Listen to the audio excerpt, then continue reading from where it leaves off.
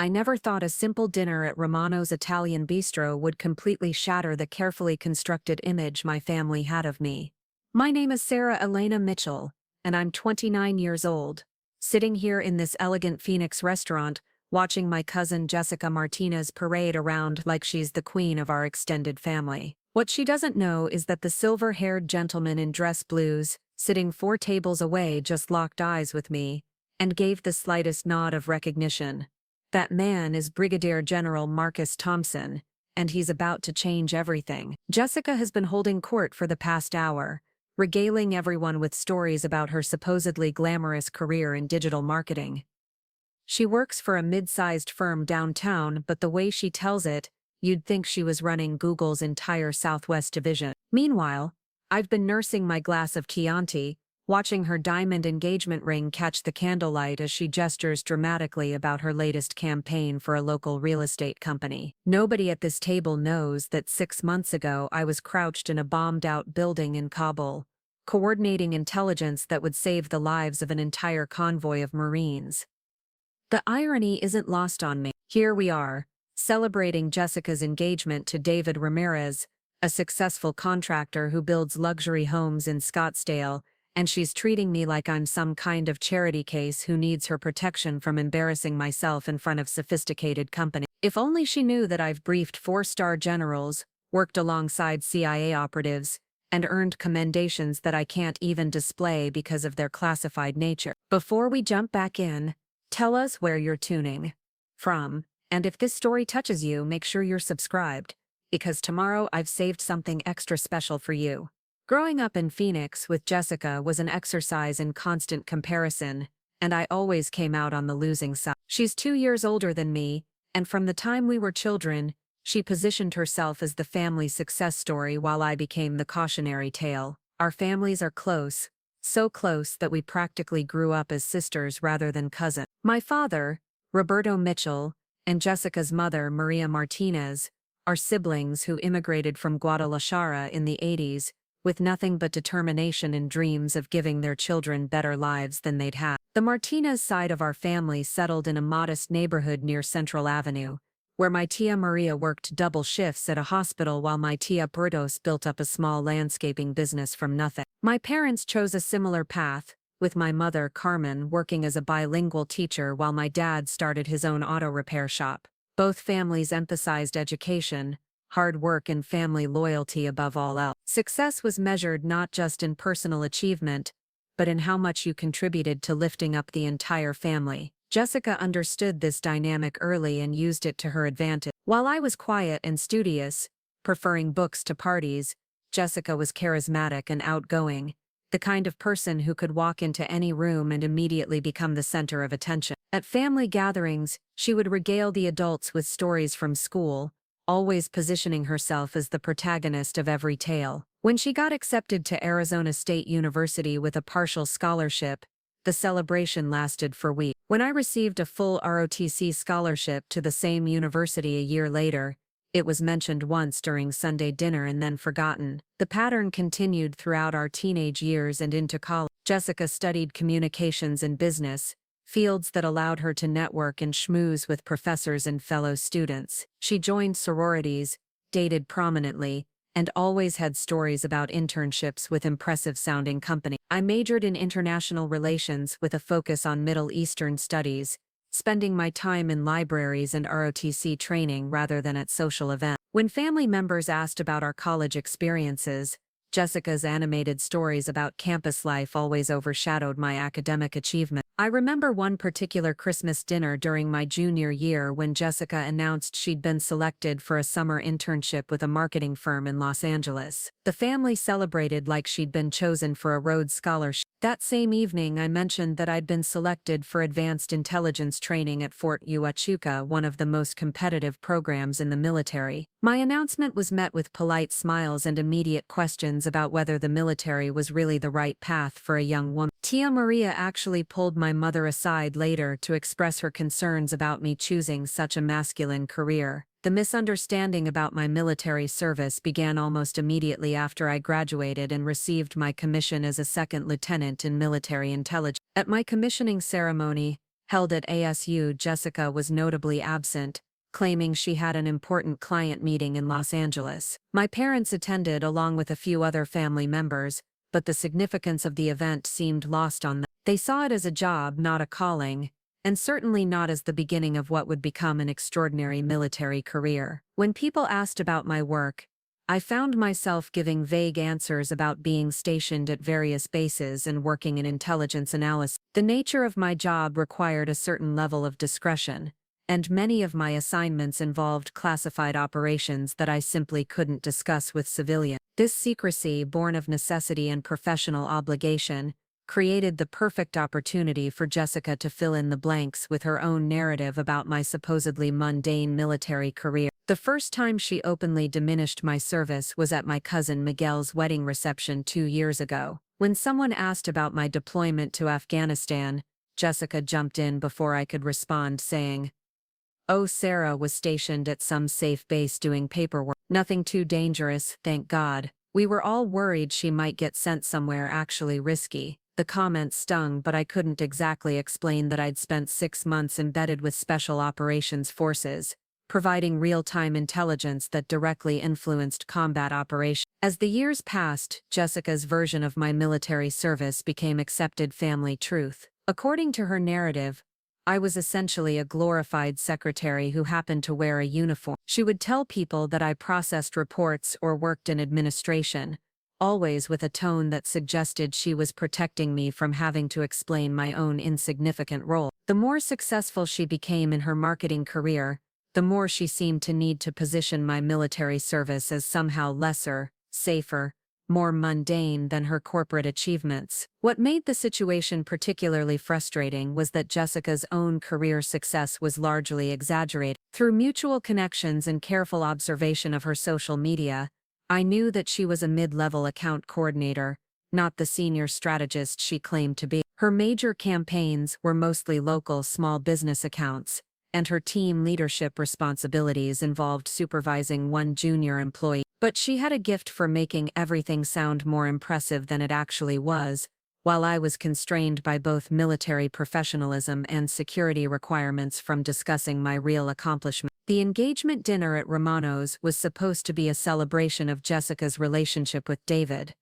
But like most family gatherings, it became another opportunity for her to establish the hierarchy she needed to maintain. The restaurant she'd chosen was upscale but not pretentious, the kind of place where Phoenix's professional class goes to impress without appearing ostentatious. The private dining room was elegantly appointed with white tablecloths, candles, and fresh flowers, creating an atmosphere of sophistication that Jessica clearly relished. I arrived early as I always do, wearing a simple black dress and minimal jewelry. Military life had taught me the value of understated professionalism, and I preferred to let my actions speak louder than my appearance. Jessica made her entrance 20 minutes later, resplendent in a designer cocktail dress that probably cost more than my monthly housing allowance, her engagement ring sparkling under the restaurant's carefully positioned lighting. She moved through the room like a politician working a crowd, embracing relatives, accepting congratulations,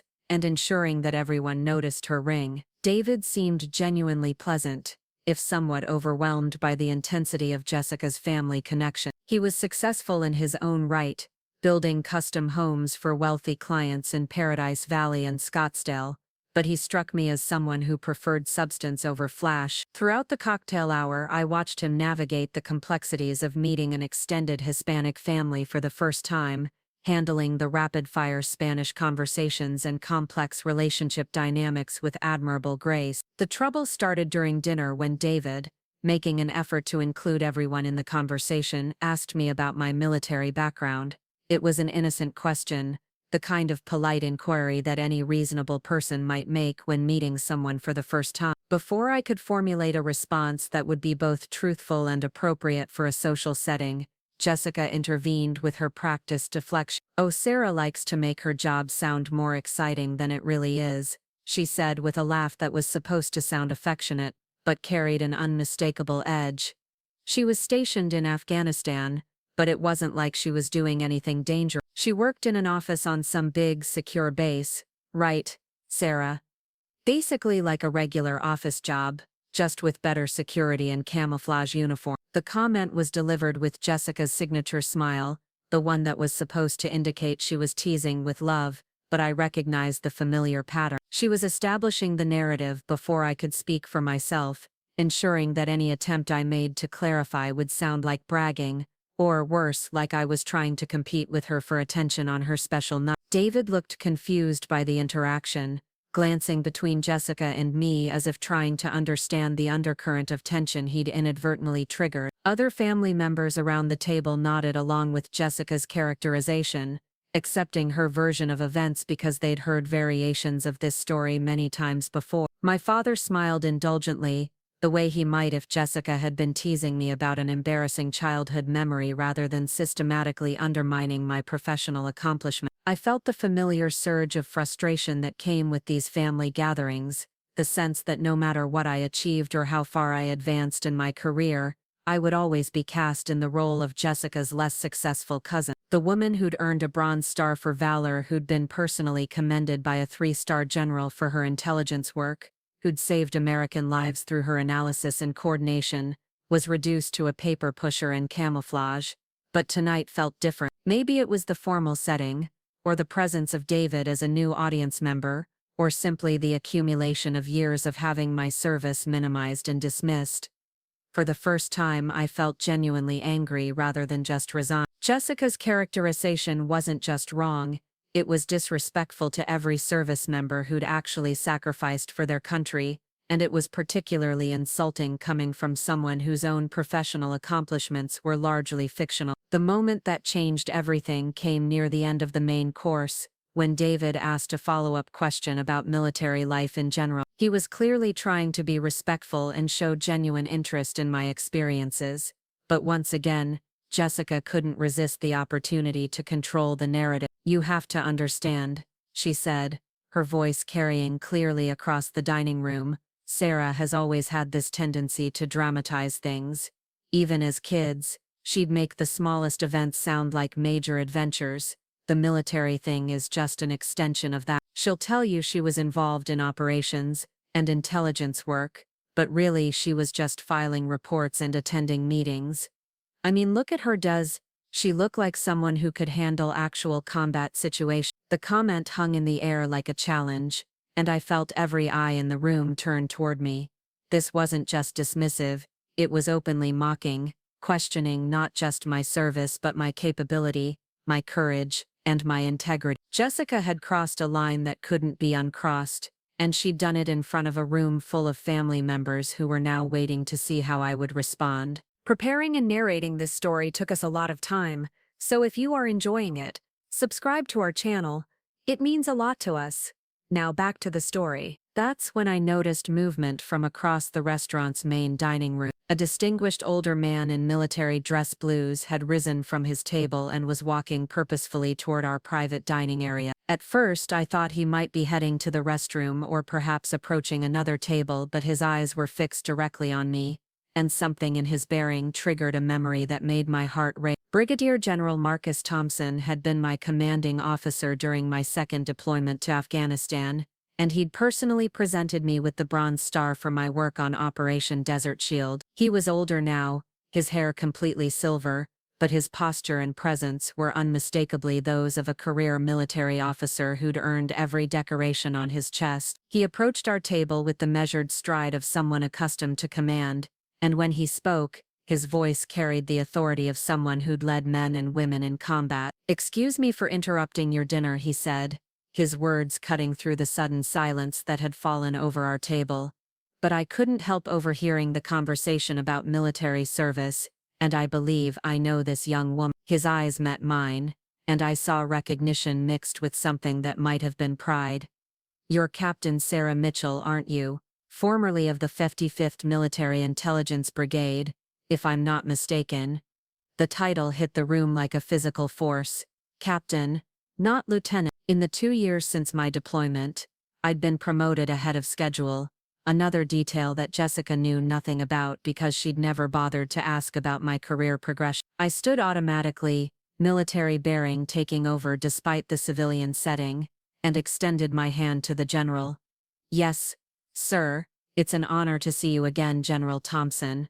What happened next transformed not just the evening, but the entire dynamic of my relationship with my family. General Thompson turned to address the shocked faces around our table, his voice carrying the practiced authority of someone accustomed to addressing large groups. Ladies and gentlemen, you're dining with one of the finest intelligence officers I've had the privilege to command during my 30-year career. Captain Mitchell led a joint intelligence operation in Kandahar province that identified and disrupted a major Taliban supply network. Her work directly saved the lives of more than 200 coalition forces and countless Afghan civilians. She was awarded the Bronze Star Medal for her courage under fire and her exceptional service to our country. The silence that followed was absolute. Jessica's face had gone completely white, her mouth slightly open as she processed what she'd just heard. David looked stunned, his eyes moving between the general and me, as he tried to reconcile this new information with the dismissive comments he'd been hearing all evening. Around the table, family members sat frozen,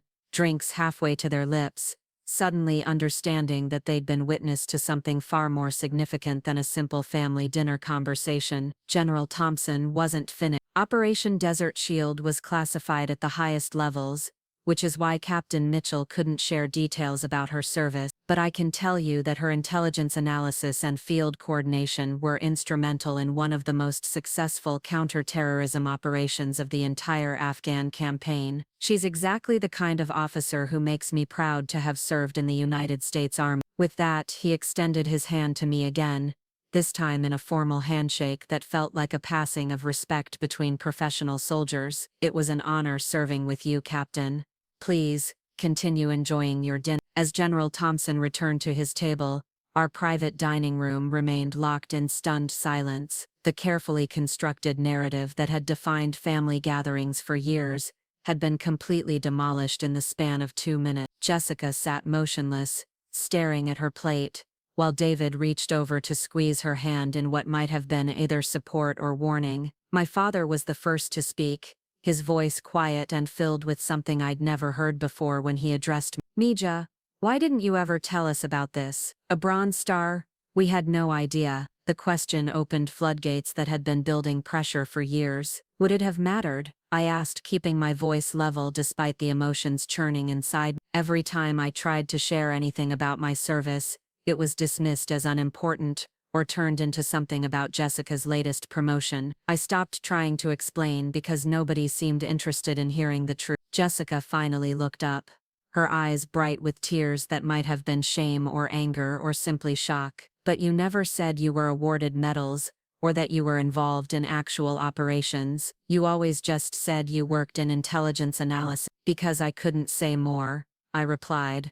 Most of my work was classified. I couldn't talk about specific missions or operations or even where exactly I was stationed half the time. When people asked what I did, I gave them the most general description I could that wouldn't violate security protocols. The weight of years of misunderstanding and resentment seemed to settle over the table like a heavy blanket. Family members who'd dismissed my career as somehow less valuable than Jessica's corporate success were suddenly seeing me in an entirely different light. The quiet cousin who never bragged about her accomplishments had actually been living a life of service and sacrifice that none of them had bothered to understand. David, perhaps because he was the only person at the table without years of family history clouding his judgment, spoke into the silence with remarkable perception. It sounds like there's been a lot of miscommunication over the years. Jessica, maybe you should listen to what Sarah has to say about her own experiences instead of speaking for her. The suggestion was gentle but pointed, and it highlighted something that had been happening for years without anyone really noticing. Jessica had been controlling the narrative about both of our lives, positioning herself as the authority on what was and wasn't important, what counted as success and what did. Tonight had revealed not just the truth about my military service, but the entire pattern of dismissal and assumption that had characterized our family relationships. The aftermath of General Thompson's revelation continued to ripple through our family dinner like aftershocks from an earthquake. Jessica sat perfectly still, her manicured fingers wrapped around her wine glass so tightly I thought it might shatter. David kept glancing between us, clearly trying to process how dramatically the evening had shifted from celebration to something that felt more like a reckoning. My parents exchanged worried looks across the table, the kind of silent communication that comes from decades of marriage and shared concern about their children. What struck me most was how quickly the atmosphere had changed. 20 minutes earlier, I'd been the family's quiet disappointment,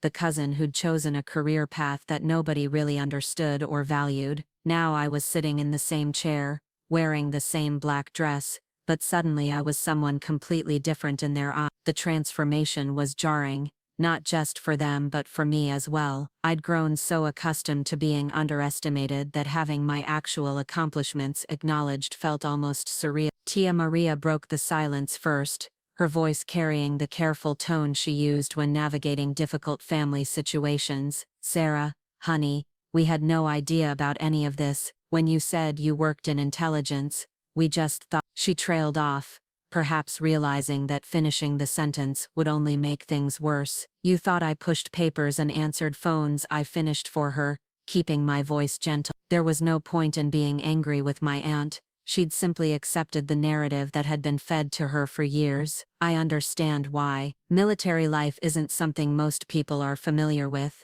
and I couldn't exactly explain the details of what I actually did. My uncle Carlos, who'd been unusually quiet throughout the evening, leaned forward with genuine curiosity. "This Bronze Star that the general mentioned, that's a big deal, isn't it?" The question was innocent enough, but it highlighted just how little my family understood about military decorations and what they represented. The Bronze Star is the fourth highest individual military decoration in the U.S. Armed Forces, awarded for heroic or meritorious achievement in combat operations. It's not something that gets handed out for routine administrative work or showing up to meetings on time. It's awarded for heroic or exceptionally meritorious conduct in combat operations, I explained, watching their faces as they processed this information. In my case, it was for intelligence work that directly impacted combat operations and saved lives. Jessica finally spoke, her voice smaller than I'd ever heard it.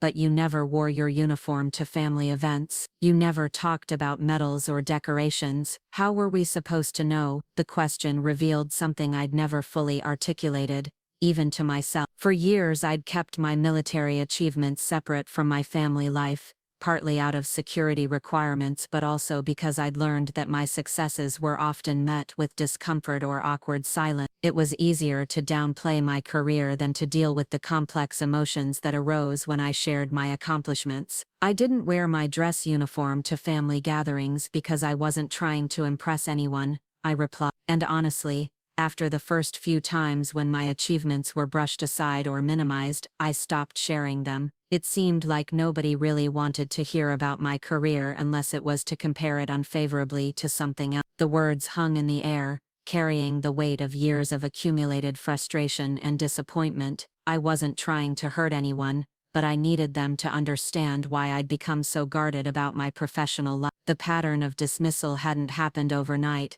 It had been building for years, with each family gathering reinforcing the message that my military service was somehow less valuable than civilian career. David, who'd been listening intently to this exchange, asked a question that cut straight to the heart of the matter. "Jessica, why did you think Sarah's military service wasn't significant? I mean, serving in Afghanistan during wartime seems pretty serious to me." The question was fair but uncomfortable, forcing Jessica to examine her own assumptions and motivations. She'd spent years positioning herself as the family's success story, but that narrative had required someone else to serve as a counterpoint. I'd become her foil, the cousin, whose achievements could be minimized to make her own seem more impressive by comparison. "I don't know," Jessica said finally, her voice barely above a whisper. "I guess I never really thought about what military service actually involved. When Sarah talked about intelligence work, I just assumed it was like the movies, you know, people sitting at computers,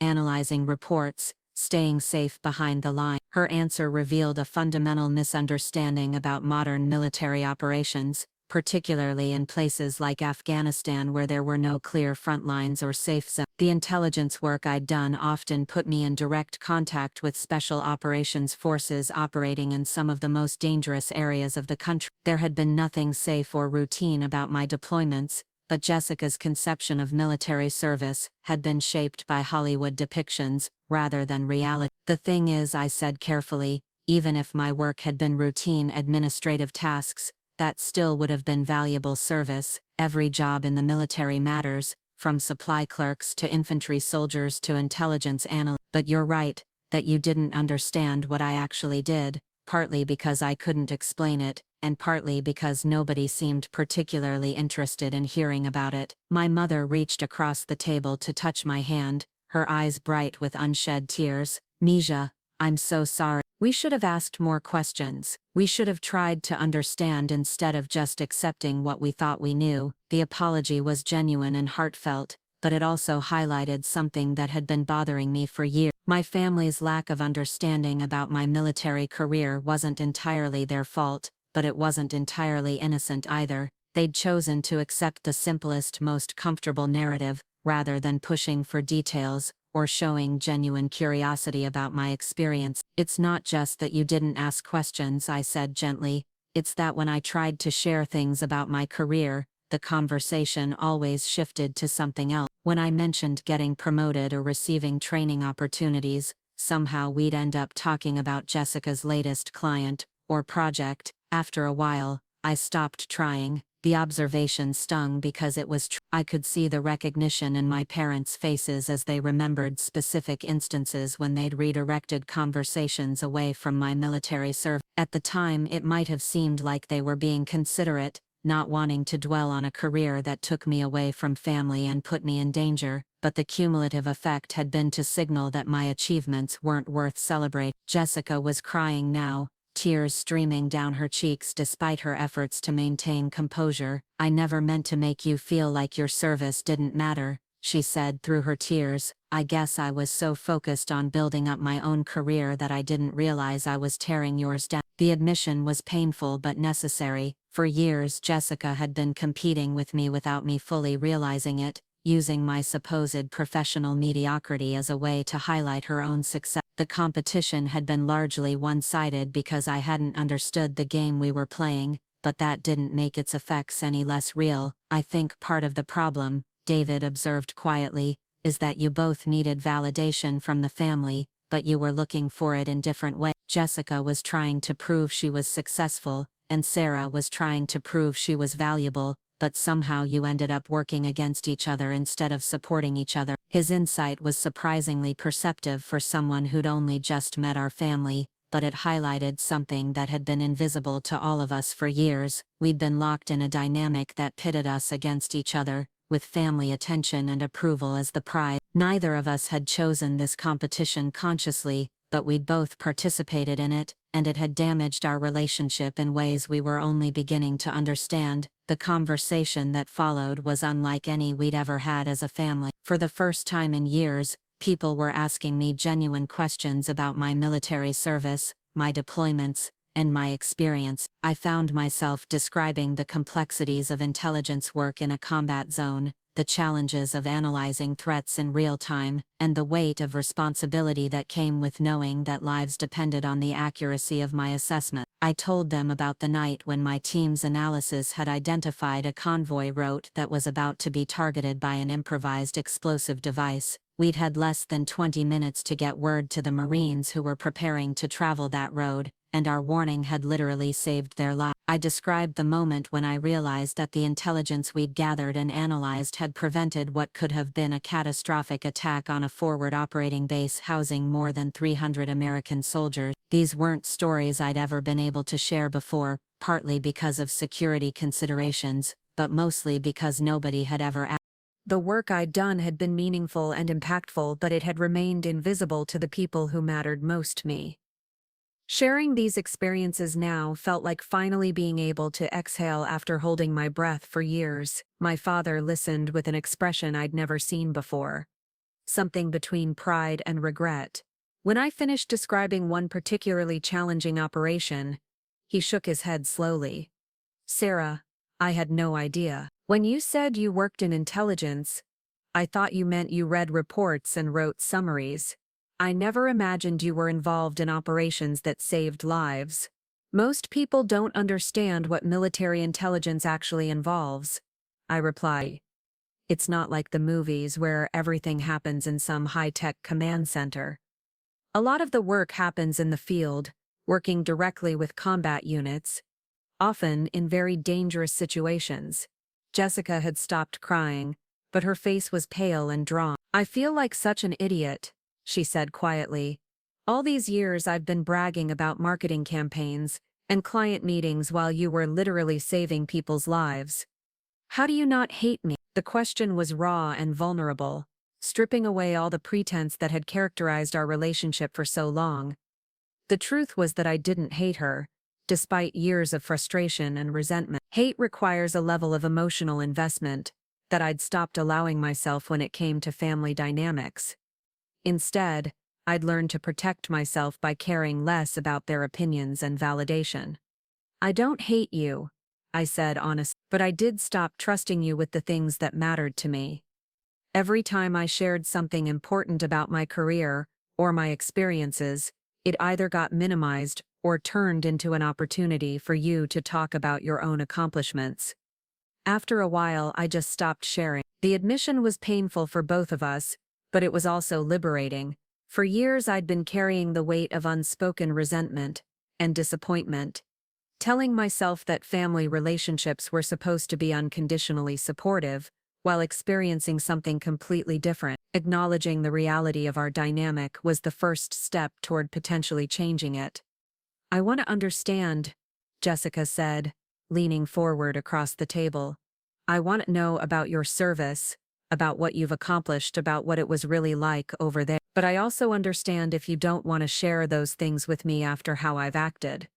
Her request was genuine, and I could see that she was struggling with the recognition of how her behavior had affected our relationship. The Jessica I was looking at now seemed smaller and more vulnerable than the confident marketing professional who'd been holding court earlier in the evening.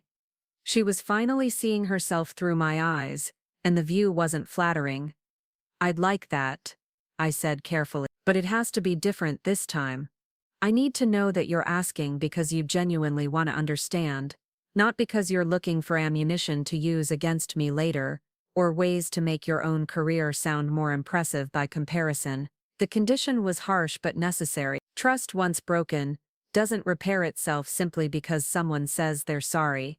If we were going to rebuild our relationship, it would have to be on different terms, with different expectations and boundaries. David reached over to squeeze Jessica's hand, offering silent support as she processed the full extent of how her behavior had impacted our family relationship. I think what Sarah is saying is that she needs to see changes in how you treat her, not just hear promises about how things will be different. His interpretation was exactly right, and I was grateful to have someone in the conversation who could articulate things clearly without the emotional baggage that Jessica and I brought to every interaction. Trust is rebuilt through consistent actions over time, not through emotional conversations or dramatic gestures. I understand, Jessica said quietly, and I want to earn that trust back, even if it takes time. The conversation continued for another hour, with family members asking questions about military life, deployment experiences, and the challenges of transitioning between military and civilian contact. For the first time in years, I felt like they were seeing me as I actually was rather than as the person they'd assumed me to be. It was gratifying but also exhausting,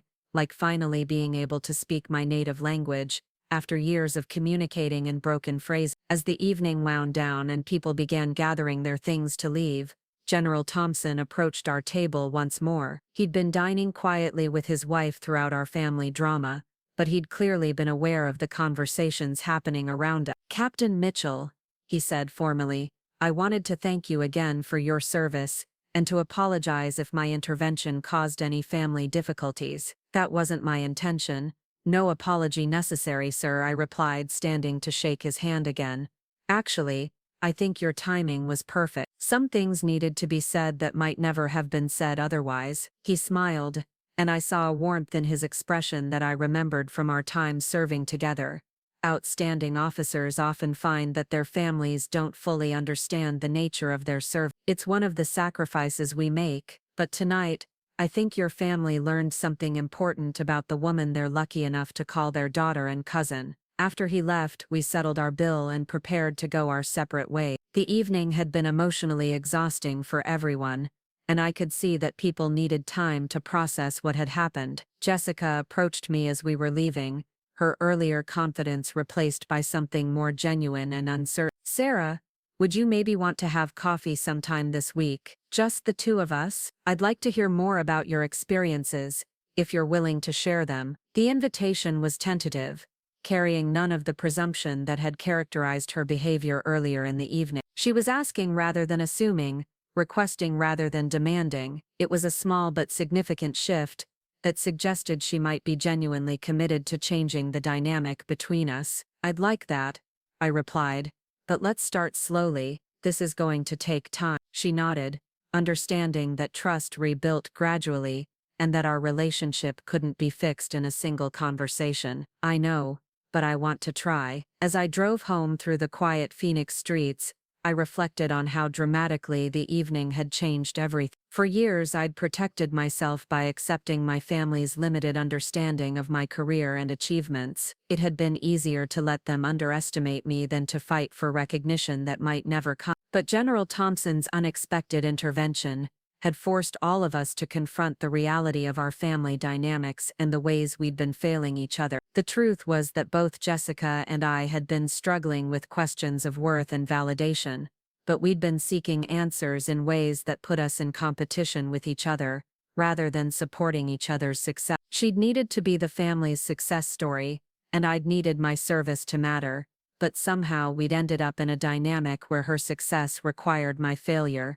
or at least my apparent mediocrity. Tonight had shattered that dynamic permanently. There was no going back to the comfortable fiction that my military service was insignificant, or that Jessica's corporate achievements made her inherently more valuable to the family. We'd all been forced to see each other more clearly, and that clarity was both uncomfortable and necessary. The road ahead wouldn't be easy. Rebuilding trust and changing established family patterns takes time and consistent effort from everyone involved, but for the first time in years, I felt hopeful that my family relationships could become more authentic and supportive. The woman who'd earned a Bronze Star for her service to her country might finally be able to claim her place at the family table without apology or explanation. 3 days after the dinner at Romano's, I found myself sitting in a small coffee shop near Luke Air Force Base, waiting for Jessica to arrive. The Grind Coffee House was a place I'd discovered during my first weeks back in Phoenix,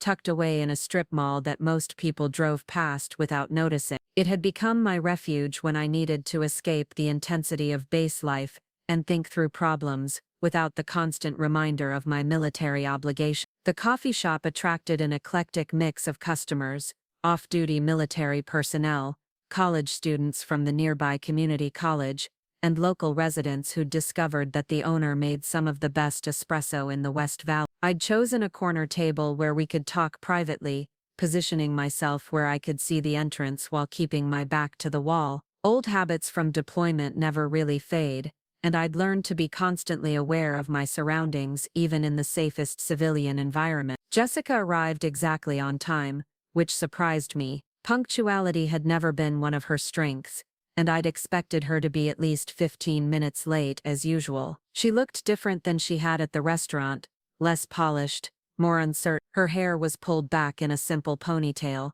and she wore jeans and a casual blouse instead of the designer outfits she typically favored for public appearances. It was as if she'd deliberately chosen to present herself as approachable rather than impressive. "Thank you for agreeing to meet," she said as she sat down across from me, setting her purse carefully on the floor beside her chair. "I wasn't sure you would." "Neither was I admitted, "but I figured we both need to start somewhere if we're going to fix this." She nodded and went to order her coffee, returning a few minutes later with what appeared to be an elaborate caramel macchiato topped with whipped cream. Even her coffee choices reflected her personality: complicated, sweet, and designed to look good on social media. I sipped my plain black coffee and waited for her to begin what I suspected would be a difficult conversation. "I've been thinking about what happened at dinner," she started, stirring her drink nervously, "about all the things I said over the years, and about how I must have made you feel. I keep replaying conversations in my head, and realizing how awful I sounded." The admission was a start, but I'd learned to be cautious about Jessica's emotional display. She had a talent for making dramatic gestures that looked like genuine change, but ultimately resulted in very little actual behavioral modification. I needed to see sustained effort over time, not just temporary remorse triggered by public embarrassment. What specifically are you thinking about? I asked, keeping my tone neutral. Because there have been a lot of conversations over the years. She winced, recognizing that I wasn't going to make this easy for her. The engagement party 2 years ago, when I told everyone you were just playing soldier and that your deployment was basically an extended vacation with better benefit. Or last Christmas, when I said your military friends probably embellished their stories to make themselves sound more important than they actually were. I remembered both incidents clearly, along with dozens of similar comments that had accumulated over the years, like small cuts that never quite healed. Each individual remark might have been forgettable, but the cumulative effect had been devastating to our relationship and my willingness to share meaningful parts of my life with family. Those hurt, I said simply. But what hurt more was that nobody else at the table ever challenged you or asked me for my perspective. It was like everyone just accepted that your version of my life was more accurate than anything I might have to say about my own experience. Jessica's eyes filled with tears,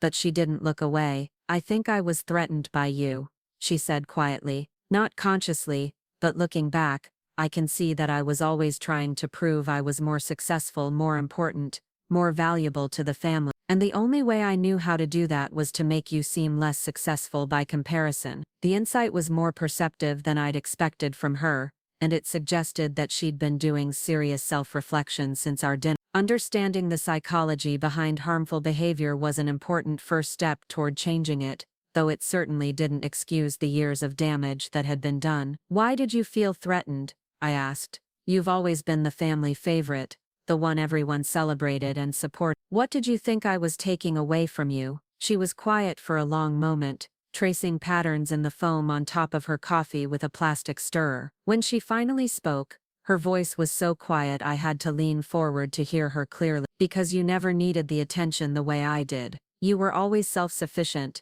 always confident in your own choices, always willing to go your own way even if the family didn't understand or approve. I've always needed validation from other people to feel good about myself, but you seem to have this inner strength that I envied. The observation startled me because it was so different from how I'd perceived our family dynamic. In my mind, Jessica had been the confident one, the sister who commanded attention and admiration wherever she went. I'd never considered that her need for constant validation might actually be a sign of insecurity rather than strength. I never felt confident about family relationships, I replied honestly. I felt like I was always on the outside looking in, watching you connect with everyone in ways that seemed effortless. The military became my identity partly because it was the one place where I felt like I truly belonged. We talked for over an hour about our childhood perceptions, and how differently we'd experienced the same family events. Jessica had seen my independence as confidence,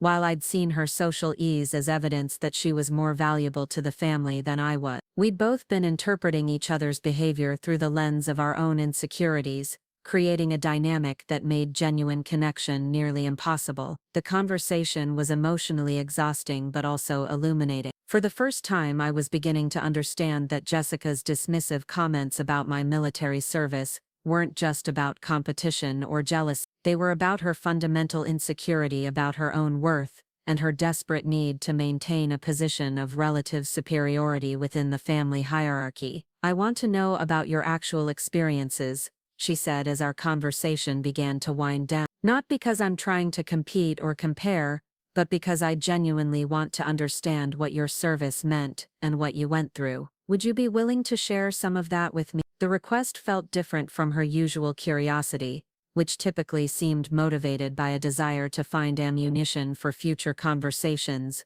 or ways to minimize my experiences. This time she seemed genuinely interested in understanding rather than judging or competing. I can share some things, I said carefully, but you need to understand that a lot of what I did is still classified, and even the things I can talk about are difficult to explain to people who haven't been in similar situations. Military culture is different from civilian culture in ways that can be hard to bridge. She nodded eagerly. I understand. I just want to try to understand you better, and I know your military service is a huge part of who you are. I decided to start with something relatively straightforward, that wouldn't compromise operational security, but would give her a sense of what deployment life was actually like. I described the daily routine at Forward Operating Base Chapman in Coast Province, where I'd spent 6 months during my second deployment. The base was a small outpost housing about 400 personnel, surrounded by high walls and constant security patrol. I told her about the weight of body armor and equipment during long days in the intelligence center, analyzing reports and communications intercepts that might contain information about planned attacks on coalition forces. I explained how intelligence work in a combat zone wasn't about sitting in air-conditioned offices reading reports, but about processing urgent information under extreme time pressure, with lives hanging in the balance. Every piece of information we received had to be evaluated for credibility, cross-referenced with other intelligence sources, and analyzed for potential threats, I explained. Sometimes we had minutes to determine whether a report about a planned attack was credible enough to act. If we got it wrong, people died. Jessica listened intently, asking thoughtful questions that showed she was genuinely trying to understand the complexity and pressure of the work I'd been doing. She seemed particularly struck by my description of the emotional toll that came with being responsible for life and death decisions on a daily basis. I never thought about the psychological pressure, she admitted. I guess I imagined military intelligence as being more removed from the actual fighting, but it sounds like you were in the middle of everything, just in a different way. In some ways, intelligence personnel carry a heavier burden than combat soldiers, I replied. Soldiers react to immediate threats and follow orders in real time. Intelligence analysts have to live with the knowledge that our assessments and recommendations directly influence whether people live or die, and we usually have time to think about the consequences of being wrong. I shared the story of Operation Desert Shield, the mission that had earned me the Bronze Star, though I kept the details vague enough to avoid compromising classified information. I described how my team had identified patterns in enemy communications that revealed a coordinated attack planned against multiple coalition convoys, traveling through Kandahar province. We had less than 4 hours to analyze the intelligence, confirm the threat, and coordinate a response that would protect our forces without compromising the sources that had provided the information, I explained. It was the kind of situation where every decision carries enormous weight, and there's no room for mistakes. Jessica was quiet for a long moment, after I finished the story. And this is the kind of work you were doing the whole time you were deployed? This was one operation among many, I confirmed. Some days were routine analysis and reporting. Other days were like this, where everything depended on getting the analysis right, and getting it done quickly. She shook her head slowly. I feel like such an idiot for the things I said about your service. I had no idea what you were actually doing or what kind of responsibility you were carrying. Most civilians don't understand military operations, I said, trying to keep any accusation out of my voice. The problem wasn't that you didn't understand. The problem was that you assumed you understood, and then dismissed my experiences based on those assumptions. The distinction was important because it highlighted the difference between innocent ignorance and willful dismissal. I could forgive someone for not understanding the complexities of military service, but it was much harder to forgive someone who actively minimized and mocked experiences they'd made no effort to comprehend. How do I make this right? She asked. I know saying sorry isn't enough after years of treating your service like it was some kind of joke. You start by changing how you talk about my career and my experiences, I replied, not just to me, but to other family members and friends. When someone asks about my military service, don't speak for me, or try to interpret my experiences for them. Let me tell my own story. She nodded vigorously. Of course, what else? Stop comparing our careers as if they're in competition with each other. Your success in marketing doesn't become more impressive by making my military service sound less important, and my military achievements don't diminish your professional accomplishments. We can both be successful without it being a zero-sum game. The conversation continued for another hour as we worked through practical steps for rebuilding trust and changing the patterns that had defined our relationship for years. It was clear that Jessica was genuinely committed to making changes, but I remained cautious about how quickly or completely our dynamic could be transformed. As we prepared to leave, Jessica asked one more question that caught me off guard. Are you happy with the choices you've made? With your military career and everything that came with it? The question required me to think about things I rarely examined directly. Military service had given me purpose, challenge, and a sense of belonging that I'd never found in civilian life. But it had also cost me relationships, experiences, and parts of myself that I could never recover. The isolation from family hadn't been entirely their fault. The demands of military life, especially in intelligence roles, made it difficult to maintain close civilian relationships. I'm proud of my service, I said finally. I'm proud of the work I did and the lives my team helped save, but I'm also aware of what it cost me, including my relationships with family. Some of that was unavoidable, given the nature of my work, but some of it was the result of choices I made about how much to share and how hard to fight for understanding.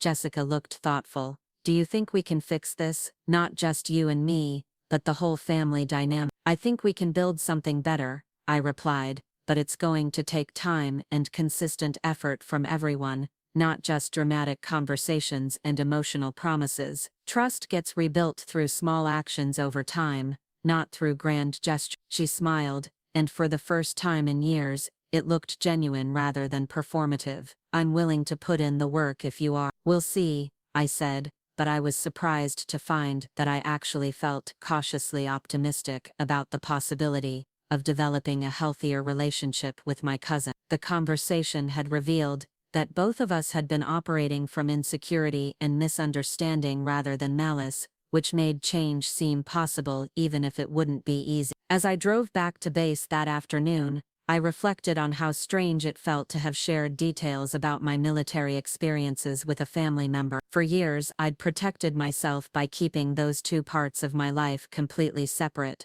but General Thompson's intervention had made that separation impossible to maintain. Now I was faced with the challenge of integrating my military identity with my family relationships in a way that felt authentic and sustainable. The process wouldn't be simple or quick. Years of established patterns don't change overnight, and trust that has been damaged takes time to repair. But for the first time since returning from deployment, I felt like there might be a path toward having both a meaningful military career and genuine family connection. The woman who had earned recognition for her service to her country might finally be able to claim recognition for her service within her own family as well. The next few weeks would test whether Jessica's apparent commitment to change was genuine, or just another performance designed to restore family harmony without addressing the underlying issue. But I was willing to give her the opportunity to prove that people could actually change their behavior when they were motivated by genuine remorse,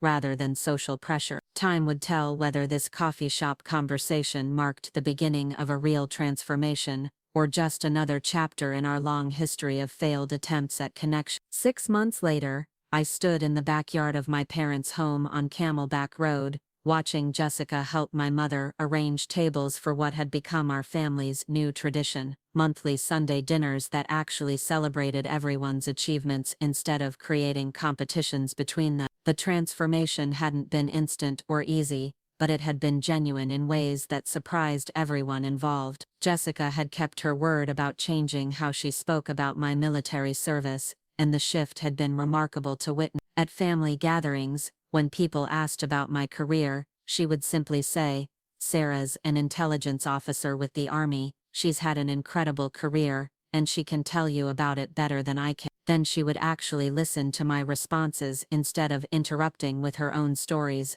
or attempting to redirect the conversation. More importantly, she'd started asking me genuine questions about my experiences, not as a way to gather ammunition for future conversations, but out of authentic curiosity about a part of my life she'd never understood. These conversations had led to a deeper understanding between us, and for the first time in years, I felt like I had a cousin who actually knew me, rather than just the version of me she'd created in her mind. The changes hadn't been limited to Jessica. My parents had begun asking more thoughtful questions about my military career, and they'd started sharing my accomplishments with their friends and extended family in ways they'd never done before. My mother had even asked me to bring my dress uniform to the last family gathering so she could see what I looked like in full military regalia. The request had been simple, but it represented a level of interest and pride that I'd never experienced from them before. My father had surprised me the most. He'd started researching military decorations and operations after learning about my Bronze Star, and he'd developed a genuine appreciation for the complexity and importance of intelligence work. He'd even attended a Veterans Day ceremony at the local VA hospital, telling me afterward that he'd never realized how much sacrifice was involved in military service until he'd heard other veterans' stories. The Sunday dinner tradition had evolved organically from Jessica's suggestion that we needed regular opportunities to practice healthier family communication. Instead of gathering only for major holidays or special occasions, we now met monthly for relaxed dinners where everyone shared updates about their lives, without the pressure of competing for attention or approval. Today's gathering was particularly special because David's parents were joining us for the first time. The Ramirez family had recently moved to Phoenix from San Antonio, and Jessica had been nervous about introducing them to our extended family. She'd confided in me that she was worried about how her parents would react to our family's complex dynamics,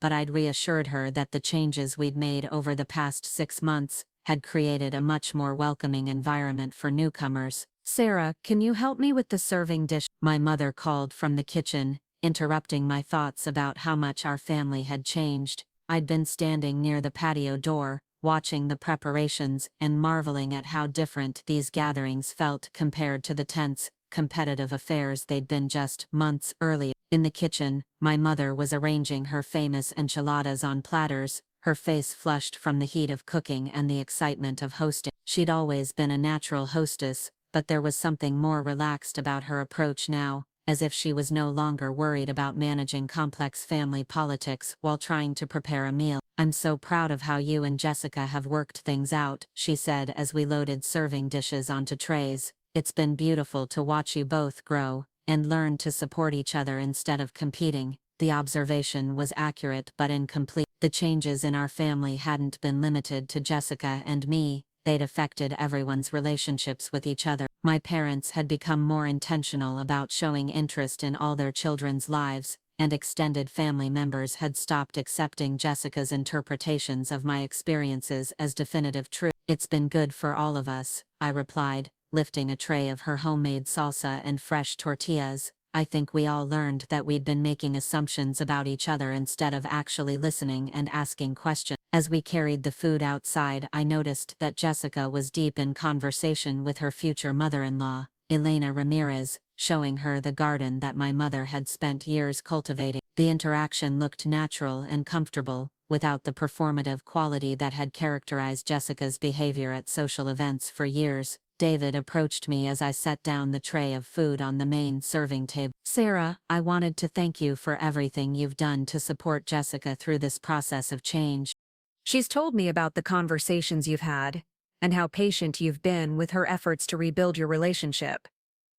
The comment surprised me because I hadn't thought of myself as particularly patient or supportive. I'd simply been cautious about accepting changes too quickly, testing whether Jessica's apparent transformation was genuine or just another temporary performance.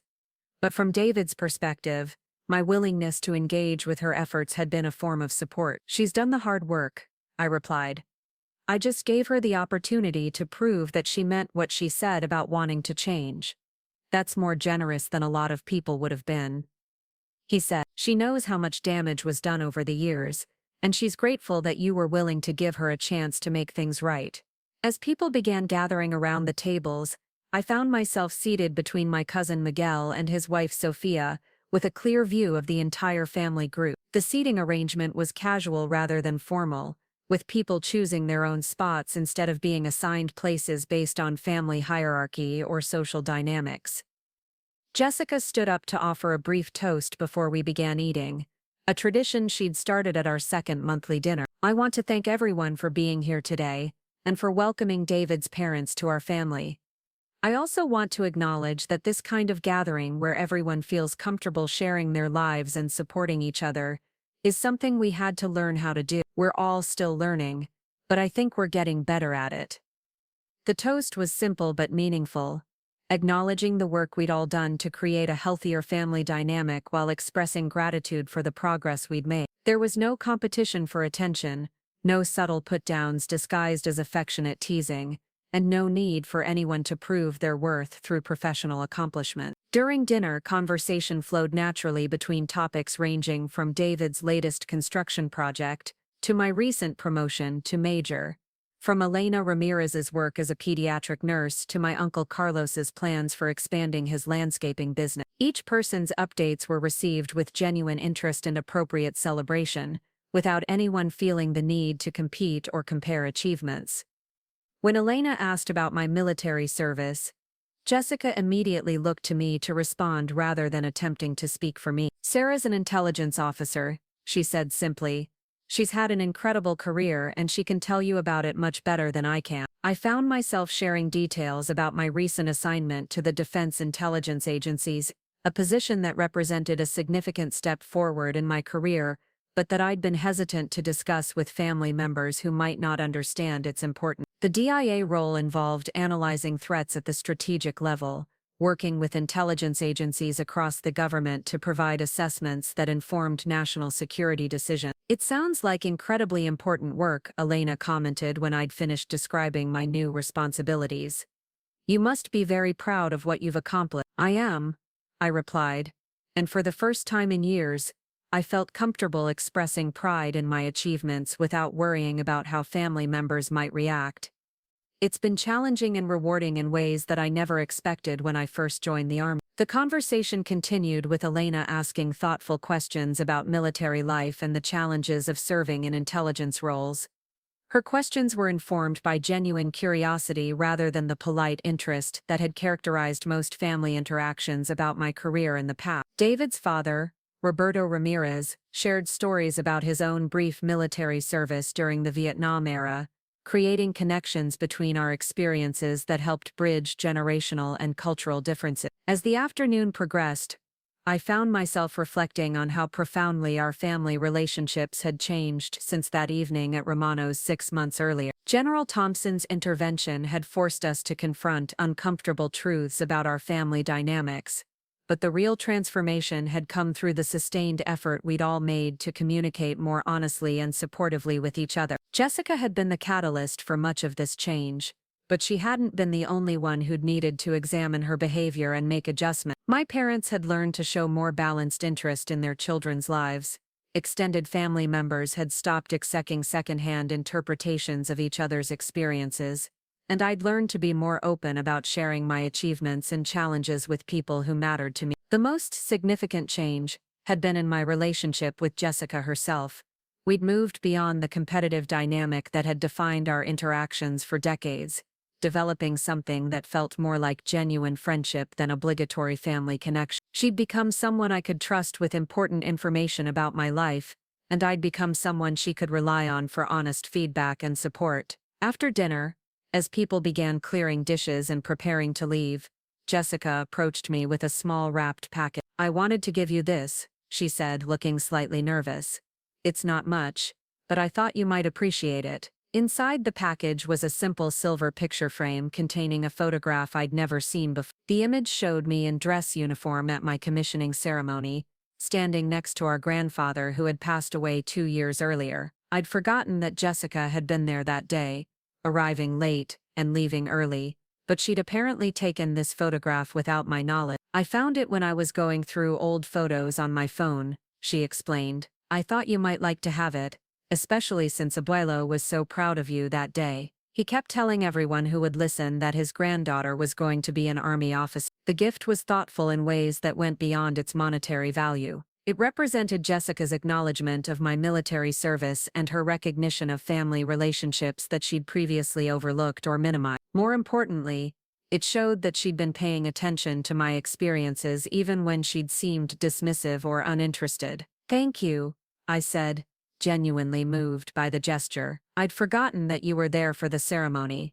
"I was there, but I wasn't really present," she admitted. I was so focused on my own life and my own concerns that I missed the significance of what was happening for you. I'm sorry it took me so long to understand how important that day was. The apology was unnecessary at this point in our relationship, but it reflected the ongoing process of acknowledgement and healing that had characterized our interactions over the past 6 months. Jessica had moved beyond simply changing her behavior to developing genuine understanding of how her previous actions had affected our relationship. As family members began saying their goodbyes and making plans for the next monthly gathering, I found myself feeling genuinely grateful for the changes we'd all made. The transformation hadn't been easy or quick, but it had been authentic in ways that gave me confidence about the sustainability of our new family dynamic. David's parents expressed their appreciation for being welcomed into our family circle, and Elena made a point of telling me how much she'd enjoyed learning about my military career. "You should be very proud of your service," she said as she hugged me goodbye. "It's clear that you've made a real difference in the world." After everyone had left and the dishes were cleaned up, I found myself alone with my parents in their kitchen, helping them put away leftovers and discussing plans for the next gathering. The conversation was comfortable and natural, without the undercurrent of tension that had characterized our interactions for years. "I'm proud of you, Mija," my father said as we finished loading the dishwasher. "Not just for your military service but for how you've handled everything with Jessica and the family. You could have held on to your anger and resentment, but you chose to give her a chance to make things right. I'm proud of both of you," my mother added. "It takes courage to examine your own behavior and make changes, especially when it means acknowledging that you've hurt people you love. You've both shown that kind of courage." The praise was gratifying, but more importantly, it reflected the new level of emotional awareness that had developed within our family. We'd all learned to have more honest conversations about relationships and feelings, moving beyond the surface-level interactions that had characterized our connections for so long. As I drove home that evening, I reflected on the journey that had brought us to this point. 6 months earlier, I'd been a successful military officer whose family saw her as a disappointment, someone whose achievements were regularly minimized and dismissed. Tonight, I was driving home from a family gathering where my accomplishments had been celebrated and my experiences had been valued. The change hadn't happened overnight, and it hadn't been without setbacks and challenge. Trust that had been damaged over years couldn't be rebuilt in a few conversations, and old patterns of behavior occasionally resurfaced despite everyone's best intention. But the sustained effort from all family members had created something genuinely different and better than what we'd had before. Most importantly, I'd learned that authenticity in relationships requires ongoing effort from everyone involved. It wasn't enough for Jessica to change her behavior toward me. We'd all needed to examine our own contributions to unhealthy family dynamics and make sustained efforts to communicate more honestly and supportively with each other. The woman who had earned a Bronze Star for her service to her country had finally found a way to claim her place within her own family without compromise or apology. The intelligence officer who had saved lives through her analytical skills had learned to apply those same skills to understanding and improving the relationships that mattered most to her. As I pulled into my driveway and prepared to end another successful family gathering, I felt genuinely optimistic about the future of our relationships. The changes we'd made were sustainable because they were based on genuine understanding, rather than temporary emotional response. We'd all learned to see each other more clearly and to value each other's contributions more fully. The monthly dinners would continue, providing regular opportunities to practice healthier communication and to celebrate each other's achievements without competition or comparison. Jessica and David's wedding was approaching, and for the first time I was looking forward to a family celebration that would bring out the best in everyone rather than highlighting our worst dynamic. The journey from that confrontational evening at Romano's to tonight's harmonious family gathering had been challenging but transformative for everyone involved. We'd learned that family relationships, like military operations, require careful planning, sustained effort and the courage to confront uncomfortable truths in order to achieve meaningful success. 1 year after that transformative evening at Romano's, I found myself standing in the chapel at Luke Air Force Base, wearing my dress blue uniform as Jessica's military escort for her wedding to David. The irony wasn't lost on me that the cousin who had once mocked my service was now proudly requesting that I participate in her wedding ceremony in full military regalia, specifically because she wanted everyone to see and understand what my service truly meant. The morning had begun with Jessica arriving at my apartment at 7 o'clock, clutching 2 cups of coffee and wearing a nervous expression that had nothing to do with typical bridal jitters. She'd asked if we could talk before the hair and makeup appointments, and I'd sensed that whatever was on her mind was important enough to warrant this early morning visit. "I need to tell you something," she'd said as we sat on my small balcony overlooking the desert landscape that stretched toward the mountains. "David's military friends are going to be at the wedding today, including some guys who served in Afghanistan around the same time you did. I'm worried that they might ask questions about your service, and I want to make sure I represent you accurately." The request revealed how profoundly Jessica had changed over the past year. Instead of assuming she knew enough about my experiences to speak for me, she was actively seeking guidance on how to discuss my military career with people who would understand its significance. More importantly, she was acknowledging that my service deserved to be represented accurately rather than minimized or dismissed. "What specifically are you worried about?" I'd asked, touched by her genuine concern for getting things right. "I'm worried that I'll accidentally say something that makes it sound like your service wasn't as significant as it actually was," she'd replied. "These are guys who've been in combat, who understand what intelligence work really involves. I don't want to embarrass you or myself by revealing how little I understood about your career for so many years." The vulnerability in her admission had been striking. Jessica had spent years projecting confidence about subjects she didn't really understand, but she'd learned to acknowledge her limitations and ask for help when she needed it. This growth had been one of the most remarkable aspects of her transformation over the past year. "Just tell them I'm an intelligence officer who served in Afghanistan," I'd advised. "If they want details, let them ask me directly. Most military people understand that we can't discuss classified operations, so they won't expect you to have specific information about what I did over there." She'd nodded gratefully, then surprised me with her next question.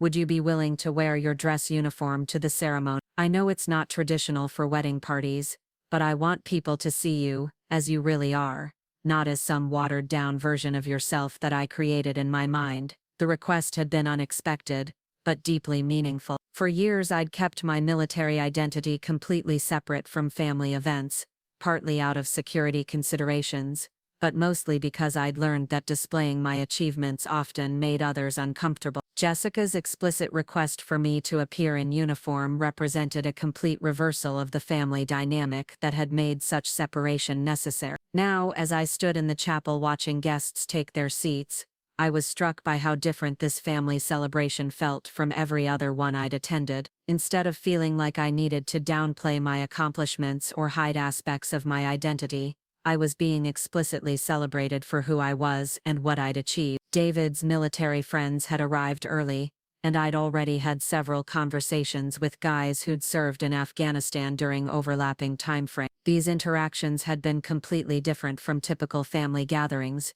because these men understood the context and significance of my service without needing explanations or justification. They'd asked knowledgeable questions about my experiences, and shared their own stories in ways that created immediate bonds of mutual respect and understanding. One of David's groomsmen, a Marine named Carlos Rodriguez who'd served 3 tours in Helmand Province, had approached me during the pre-ceremony reception with a recognition that caught me off guard. "Captain Mitchell, I think we worked together on a joint operation in Kandahar back in. You were the intelligence officer who coordinated the strike that took out that Taliban supply depot." The memory had come flooding back immediately. The operation had been one of the most successful joint missions of my second deployment, involving coordination between Army intelligence, Marine ground forces, and Air Force close air support. The strike had eliminated a major enemy supply cache and disrupted Taliban operations throughout the region for months. "That was your unit that provided the ground reconnaissance,"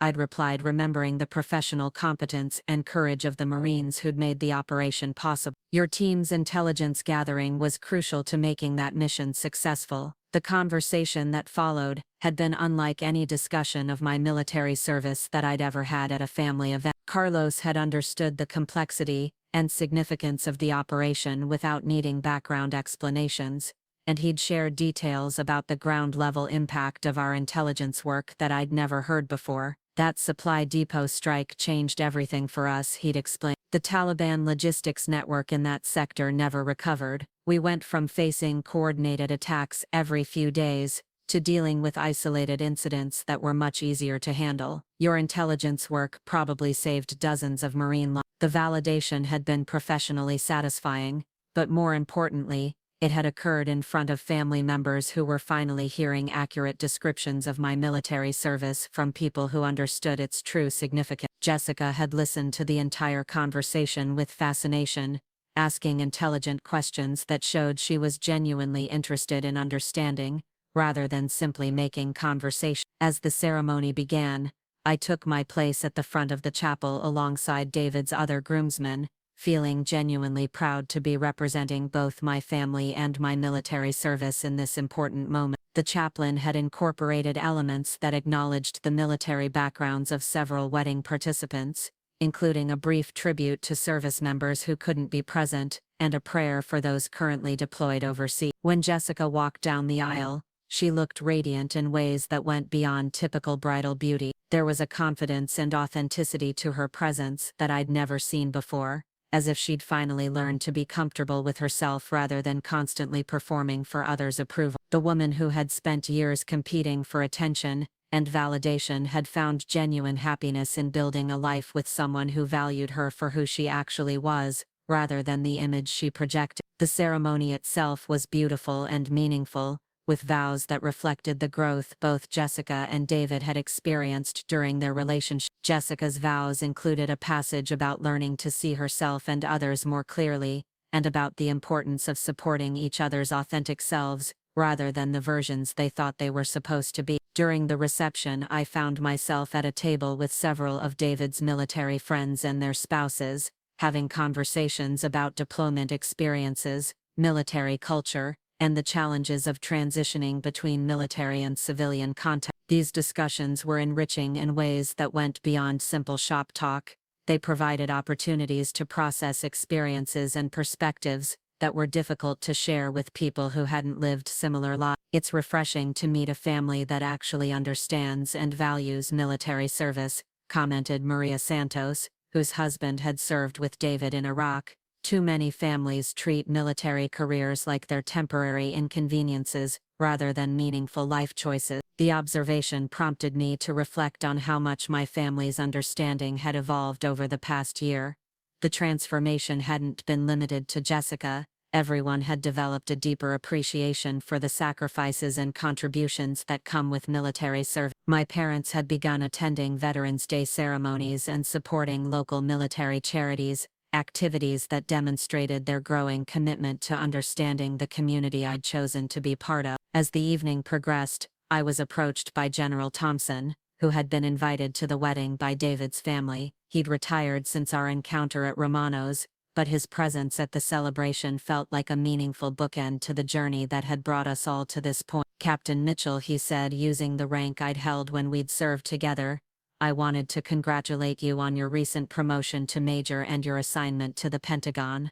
The Defense Intelligence Agency is lucky to have someone with your analytical skills and leadership experience." The promotion and new assignment represented the culmination of everything I'd worked toward throughout my military career. The Pentagon position would involve briefing senior defense officials and contributing to strategic intelligence assessments that would influence national security decisions at the highest level. It was the kind of opportunity that validated every sacrifice I'd made and every challenge I'd overcome during my years of service. "Thank you, sir," I replied. "I'm excited about the opportunity to contribute to strategic intelligence at that level." "You've earned it," he said firmly. "More importantly, you've maintained your integrity and professionalism throughout your career, even when your contributions weren't fully recognized or appreciated. That kind of character is exactly what we need in senior intelligence positions." The conversation was overheard by several family members, including my parents, who beamed with pride at hearing their daughter's accomplishments acknowledged by such a distinguished military leader. The moment represented everything I'd hoped for but never expected: genuine recognition of my achievements within the context of family celebration. Later in the evening, as the reception wound down and people began saying their goodbyes, Jessica approached me for a private conversation. She'd changed out of her wedding dress into a more casual outfit for the after party, but she still wore the radiant smile that had characterized her entire day. "I want to thank you," she said, taking my hands in her, "not just for being in my wedding, but for giving me the chance to become the person I always should have been. I know I hurt you for years with my competitiveness and my need to put you down to make myself feel better, but you were patient with me when I was trying to change, and you supported me even when I didn't deserve it." The gratitude was genuine and deeply felt, representing the culmination of a year-long process of growth and healing that had transformed both of our lives. Jessica had learned to find validation from within, rather than seeking it through comparison with others, and I'd learned to trust that people could genuinely change when they were motivated by authentic remorse, rather than social pressure. We both learned important lessons. I replied, "I learned that hiding parts of myself to avoid conflict wasn't protecting anyone. And you learned that building yourself up doesn't require tearing others down. We're both better people because of what we went through. I'm proud to be your cousin," she said, her eyes bright with tears. "I'm proud of your service, your accomplishments, and the person you've become. I want everyone to know that my family includes a Bronze Star recipient who's made a real difference in the world." The declaration was everything I'd wanted to hear from my family for years,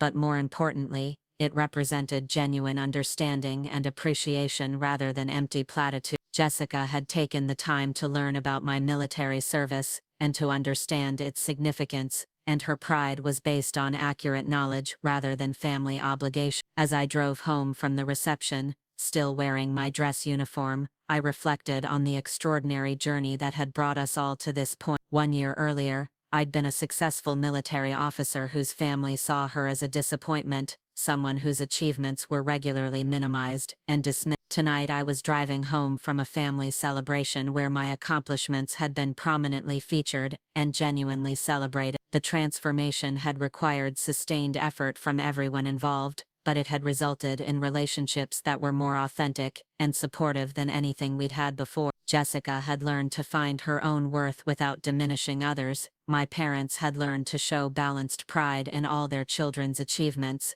and I'd learned to share my successes without fear of judgment or dismissal. Most importantly, I'd discovered that authenticity in relationships requires ongoing commitment from everyone involved. It wasn't enough for one person to change their behavior. We'd all needed to examine our own contributions to unhealthy family dynamics and make sustained efforts to communicate more honestly and supportively with each other. The woman who had earned recognition for her service to her country had finally found a way to claim recognition within her own family without compromise or apology. The intelligence officer who had saved lives through her analytical skills had learned to apply those same skills to understanding and improving the relationships that mattered most to her. As I prepared for my upcoming assignment to the Pentagon, I felt genuinely optimistic about the future of both my military career and my family relationships. The changes we'd made were sustainable because they were based on genuine understanding, rather than temporary emotional response. We'd all learned to see each other more clearly, and to value each other's contributions more fully. The monthly family dinners would continue even after I moved to Washington, providing regular opportunities to maintain the healthy communication patterns we'd developed. Jessica and David's marriage would be built on the foundation of authentic understanding and mutual support that had characterized their relationship from the beginning. The journey from that confrontational evening at Romano's to tonight's joyful celebration had been challenging, but transformative for everyone involved. We'd learned that family relationships, like military operations, require careful planning, sustained effort, and the courage to confront uncomfortable truths in order to achieve meaningful success. Tomorrow would bring new challenges and opportunities as I prepared to take on responsibilities that would influence national security decisions at the highest level. But tonight, I was simply Major Sarah Elena Mitchell, beloved cousin and proud military officer, surrounded by family members who finally understood and appreciated both the woman I'd always been and the soldier I'd chosen to become. The dress uniform, that had once felt out of place at family gatherings, now felt like a natural expression of who I was and what I'd accomplished. The decorations on my chest told the story of service, sacrifice, and achievement that my family had finally learned to read and celebrate. the woman who had hidden her light under a bushel, had finally learned to let it shine brightly, illuminating, not just her own path, but the paths of everyone around her. 2 years after Jessica's wedding, I stood in the Pentagon's river entrance, my major's oak leaves gleaming under the fluorescent lights as I prepared for what would be one of the most important briefings of my career. The Deputy Secretary of Defense was waiting in Conference Room 2E94, along with representatives from the Joint Chiefs of Staff, the CIA, and the National Security Council. The intelligence assessment I was about to present would influence critical decisions about American military operations in 3 different theaters of conflict. The morning had begun with a phone call from Jessica, who was now living in San Diego, where David had expanded his construction business to include military housing projects. She'd called to wish me luck on what she knew was a significant day, demonstrating the kind of thoughtful support that had become characteristic of our relationship over the past 2 years. "I know you can't tell me details about what you're briefing today," she'd said, "but I wanted you to know that I'm proud of you for reaching this level of responsibility. When I think about how I used to dismiss your work as unimportant, I feel embarrassed about how blind I was to what you were actually accomplishing." The conversation had been typical of how our relationship had evolved since her wedding. Jessica had maintained her commitment to understanding and supporting my military career, asking thoughtful questions about my work within the constraints of operational security and celebrating my achievements with genuine enthusiasm rather than competitive comparison. "Thank you," I'd replied, touched by her continued effort to be a supportive family member.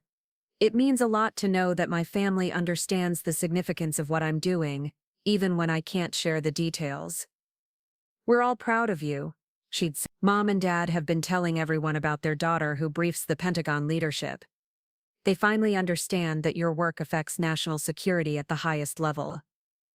The pride in her voice had been genuine and uncomplicated, representing the complete transformation of our family dynamic that had occurred over the past 2 years. My parents had indeed become enthusiastic supporters of my military career, attending every military ceremony they were invited to, and learning about defense policy issues so they could better understand the context of my work. As I walked through the Pentagon's corridors toward the briefing room, I reflected on how much my professional life had changed since accepting the DIA assignment. The transition from tactical intelligence analysis to strategic assessment had been challenging but rewarding, requiring me to develop new skills in synthesizing complex information from multiple sources and presenting it in ways that would inform high-level decision-making. The briefing I was about to deliver represented 18 months of analytical work by my team, focusing on emerging threats in the South China Sea and their implications for American strategic interests in the Pacific. The assessment had been requested by the Secretary of Defense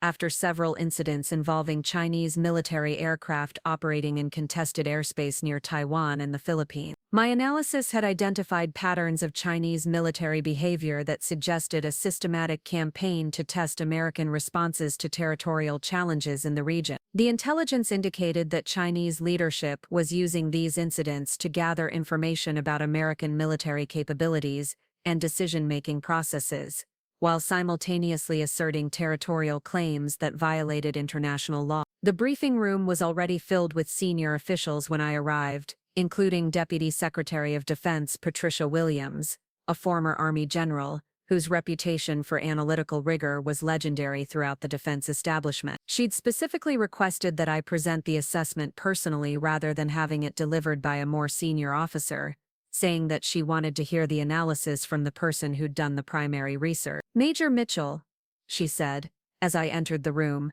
"I've been looking forward to this briefing. Your reputation for thorough analysis and clear presentation has preceded you." The introduction set a tone of professional respect that had become typical of my Pentagon experience. Unlike the dismissive attitudes I'd encountered in some previous assignments, the senior leadership at DIA valued analytical expertise regardless of rank or seniority. My Bronze Star and combat experience had opened doors, but my analytical skills had earned me the respect of colleagues and superiors who understood the importance of intelligence work. The briefing itself lasted 90 minutes, with frequent questions from officials who understood the strategic implications of the intelligence I was presenting. The questions were challenging and probing, requiring me to defend my analytical conclusions and explain the methodology behind my assessment. These interactions represented the kind of intellectual engagement that had drawn me to intelligence work in the first place. The opportunity to contribute to critical national security decisions through careful analysis and clear communication. Secretary Williams asked particularly insightful questions about the timing of Chinese military actions and their correlation with American diplomatic initiatives in the region. Her questions revealed a sophisticated understanding of how intelligence analysis could inform both military planning and diplomatic strategy. Your assessment suggests that Chinese leadership is using these incidents to probe American resolve, rather than simply asserting territorial claims, she observed.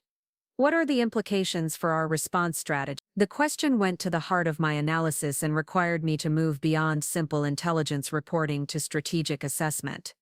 The pattern suggests that Chinese decision-makers are treating these incidents as intelligence-gathering opportunities.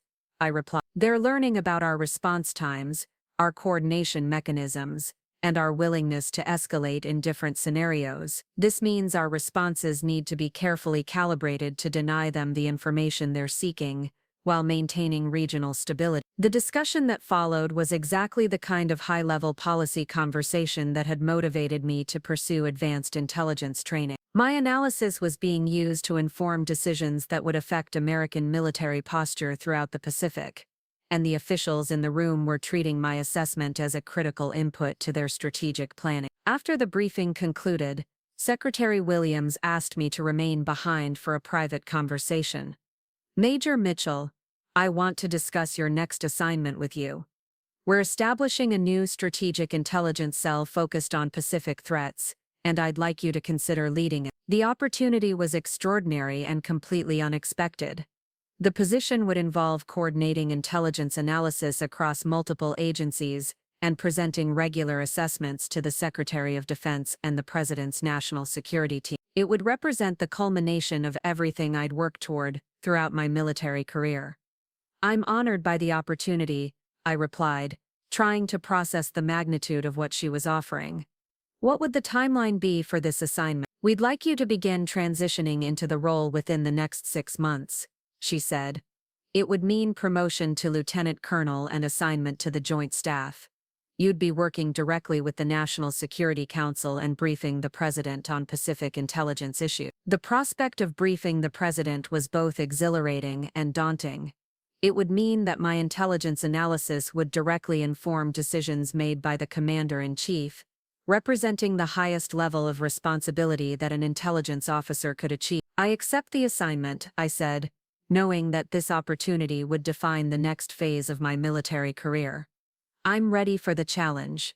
As I left the Pentagon that afternoon, I felt a profound sense of accomplishment and gratitude for the journey that had brought me to this point. The woman who had once hidden her military achievements to avoid family conflict was now being entrusted with intelligence responsibilities that would affect American national security at the highest level. The drive home gave me time to reflect on how my personal and professional relationships had evolved over the past 2 years. The family dynamic that had once made me feel like I needed to minimize my achievements had been completely transformed, creating space for authentic celebration of professional success. I called my parents first, wanting to share the news of my promotion and new assignment with the people who had raised me. The conversation was filled with pride and excitement, with both of them asking detailed questions about what the new role would involve and expressing their amazement at how far my career had progressed. Mija, when you first told us you were joining the military, we worried that you were making a mistake,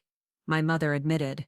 We didn't understand what opportunities would be available to you or how much you could accomplish. Now you're going to be briefing the President of the United States. We're so proud of what you've achieved. The acknowledgement was particularly meaningful because it represented my parents' genuine understanding of my career progression and their authentic pride in my accomplishment. They'd learned to see my military service as a source of family honor rather than a source of worry or confusion. My father's response was equally gratifying. Sarah, you've exceeded every expectation we had for what you could accomplish. When I think about how we used to minimize your achievements, I feel ashamed. You've shown us that following your own path, even when others don't understand it, can lead to extraordinary success. The conversation continued for over an hour, with my parents asking thoughtful questions about the challenges and opportunities of the new assignment. They'd become genuinely interested in defense policy and international relations, partly as a way to better understand my work and partly because they'd developed their own appreciation for the complexity of national security issues. Jessica's reaction to the news was equally enthusiastic when I called her later that evening. "Sarah,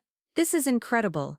You're going to be briefing the president. I can't believe my cousin is going to be advising the leader of the free world on national security issues." The pride in her voice was unmistakable and authentic, representing the complete transformation of our relationship that had occurred over the past 2 years. Jessica had learned to celebrate my achievements without feeling threatened by them, and she'd become one of my most reliable sources of emotional support and encouragement. "I'm nervous about the responsibility," I admitted. "The decisions that come out of these briefings will affect people's lives around the world. I want to make sure I'm providing the best possible analysis." "You will," she said with confidence. "You've always been the smartest person in our family and you've proven that you can handle whatever challenges come your way. The president is lucky to have someone with your analytical skills and integrity providing intelligence assessment." The conversation continued with Jessica sharing updates about her own life and career. She'd been promoted to senior account manager at her marketing firm and was working on several major campaigns for national brands. More importantly, she'd learned to find satisfaction in her own accomplishments without needing to compete with others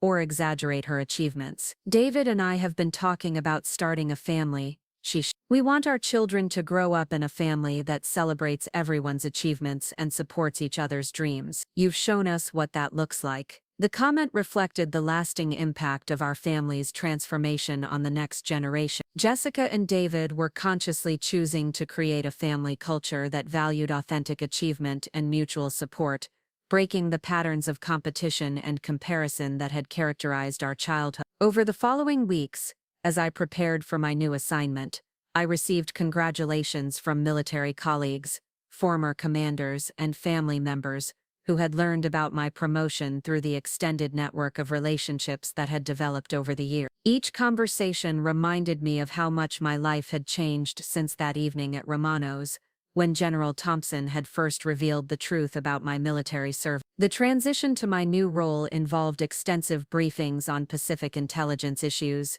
meetings with senior officials from multiple agencies, and coordination with international partners who would be providing input to my assessment. The complexity of the work was challenging but energizing, requiring me to synthesize information from sources ranging from satellite imagery to human intelligence reports to diplomatic communications. My first briefing to the president was scheduled for 6 weeks after I assumed the new position. The prospect was both intimidating and exciting, representing the culmination of everything I'd worked toward throughout my military career. The intelligence analysis I would present would directly inform decisions about American military posture in the Pacific, affecting the lives of millions of people and the security of multiple nations. As I prepared for that first presidential briefing, I reflected on the journey that had brought me from a misunderstood military officer whose family dismissed her achievements to a senior intelligence analyst trusted with briefing the nation's highest leadership. The transformation had required sustained effort from everyone involved,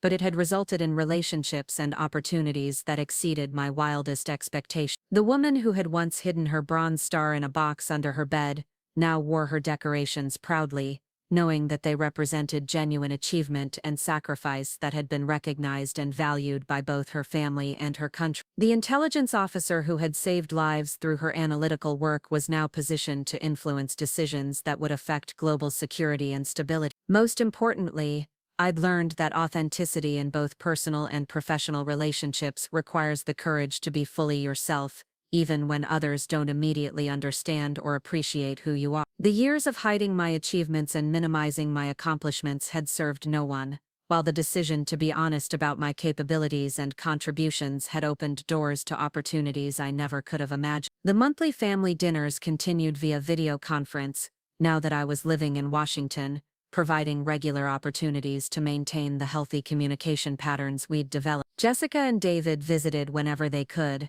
and our conversations were filled with genuine interest in each other's lives and achievement. The transformation that had begun with General Thompson's unexpected intervention at Romano's had become a permanent change in how our family related to each other. We'd learned to celebrate each other's successes without competition, to offer support during challenges without judgment, and to value each other's contributions without comparison. As I prepared to brief the president for the first time, I felt genuinely grateful for the journey that had brought me to this point. The confrontational evening that had once seemed like a family crisis had actually been the catalyst for growth and healing that had transformed all of our relationships. The dress uniform that I would wear to the White House carried decorations that told the story of service, sacrifice, and achievement that my family had finally learned to read and celebrate. The woman who had hidden her light under a bushel had finally learned to let it shine brightly, illuminating not just her own path, but the paths of everyone around her. Tomorrow would bring new challenges and opportunities as I took on responsibilities that would influence national security decisions at the highest level. But tonight,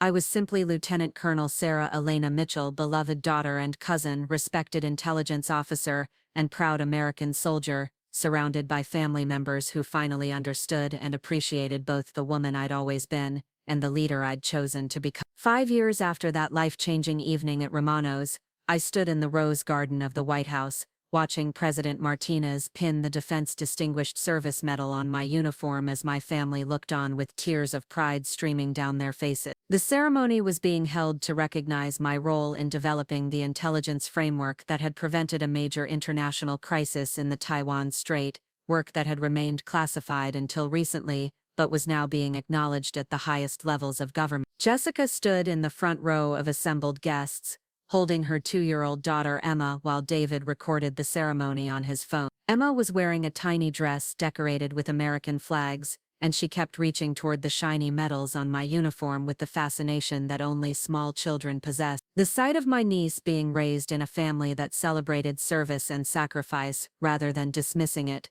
filled me with a deep sense of satisfaction about how far we'd all come. My parents flanked Jessica and David, both wearing expressions of amazement and pride that I'd grown accustomed to seeing over the past few years. My father had tears in his eyes as he watched his daughter receive one of the nation's highest military honors, and my mother kept whispering prayers of gratitude in Spanish under her breath. The transformation in their understanding of my career had been complete and permanent, turning them into some of the military's most enthusiastic civilian supporters. President Martinez had specifically requested that I be allowed to invite family members to the ceremony, saying that the intelligence work I'd led had been so crucial to national security that it deserved recognition at the highest level. The invitation had been extended to include extended family members, and I was touched to see my Uncle Carlos and Aunt Maria in the audience, along with several cousins who had driven from Phoenix specifically to attend. The citation that President Martinez read aloud described my work in developing predictive intelligence models that had identified Chinese military preparations for potential action against Taiwan weeks before other intelligence agencies had detected the threat. My analysis had allowed the United States to position naval forces in the region and coordinate with allies in ways that had deterred Chinese aggression without creating a public crisis that might have escalated into actual conflict. Lieutenant Colonel Mitchell's analytical work represents the finest tradition of American military intelligence, President Martinez said as she completed the citation. Her ability to synthesize complex information from multiple sources and present actionable intelligence to senior leadership has directly contributed to maintaining peace and stability in one of the world's most volatile regions. The words carried special meaning because they represented official recognition of the kind of work I'd been doing throughout my career, the behind-the-scenes analysis that rarely received public acknowledgement, but formed the backbone of American national security efforts. For years my family had struggled to understand what I actually did in the military, but now they were hearing the President of the United States explain the significance of intelligence work in terms that anyone could understand. After the ceremony concluded, there was a reception in the state dining room where family members had the opportunity to meet some of the senior officials who had worked with me over the years. Secretary Williams, now serving as National Security Advisor, spent considerable time talking with my parents about my contributions to Pacific security strategy, describing my work in terms that made clear its importance to American interests in the region. "Your daughter has one of the most analytical minds I've encountered in 30 years of government service," she told my father. "The intelligence assessments she's produced have influenced some of the most important national security decisions of this administration." We're lucky to have someone with her capabilities and integrity in such a critical position. The conversation was overheard by several family members who listened with fascination as Secretary Williams described specific instances where my intelligence work had influenced major policy decisions. For people who had once dismissed my military service as unimportant, hearing the National Security Advisor explain how my analysis had shaped American strategy in the Pacific was a powerful validation of everything I'd accomplished. Jessica approached me later during the reception, still carrying Emma, who had fallen asleep against her shoulder. "I keep thinking about that night at Romano's," she said quietly. "When I think about how I used to talk about your career, I'm amazed that you ever forgave me for being so ignorant and dismissive." The comment reflected the ongoing process of acknowledgement and healing that had characterized our relationship over the past 5 years. Jessica had never stopped being grateful for my patience with her transformation, and she frequently referenced that turning point as a moment when she'd learned to see beyond her own insecurities and recognize the value in others. "We've all grown since then," I replied, gently touching Emma's tiny hand.